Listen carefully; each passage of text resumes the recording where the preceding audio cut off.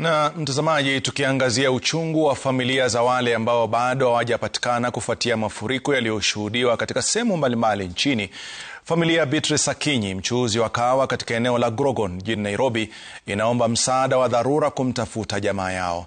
Akinyi alionekana mara ya mwisho Ijumaa alipotoka nyumbani kwenda kutafuta riziki, na hadi sasa mama huyo wa watoto 5 hajulikani aliko. Mahangaiko sawia yanashuhudiwa na familia ya Mike Otieno ambaye anashukiwa kuzama katika mto Ngong.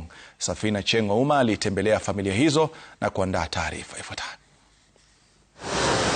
Kwenye kingo za mto Ngong katika eneo la Matopeni huko Kayole, mama anasubiri kwa hamu.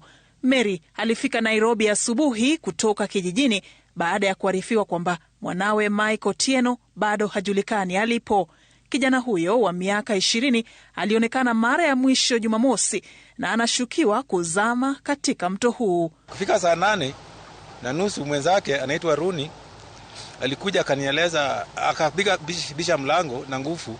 Watoto wakastuka, akakuja kuniita. Kaniambia Mike amebebwa. Nikamuuliza amebebwaje? Kaniambia amebebwa na maji. Bado naomba Mungu. Najua Mike ako. Mali yako mimi sijui, lakini Mungu ndiye anajua. Wakazi hapa walishuhudia kwa makini zoezi la upoaji. Hatua kwa hatua, mashine ya kuchimbua ikichota taka na mawe.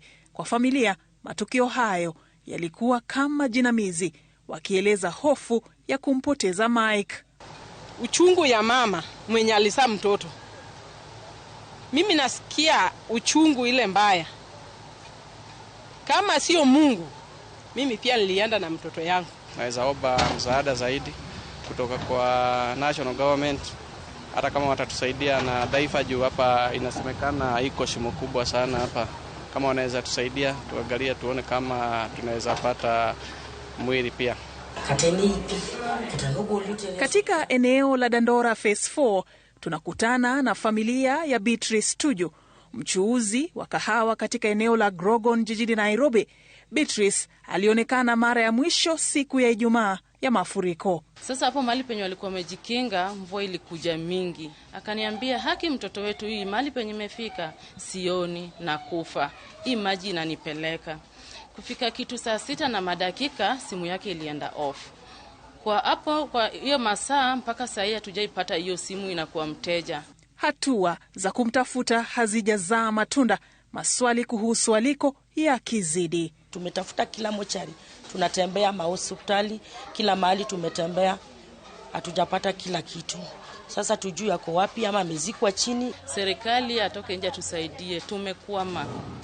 Familia nyingi nchini zikiendelea kuomboleza walioangamia kwenye mafuriko.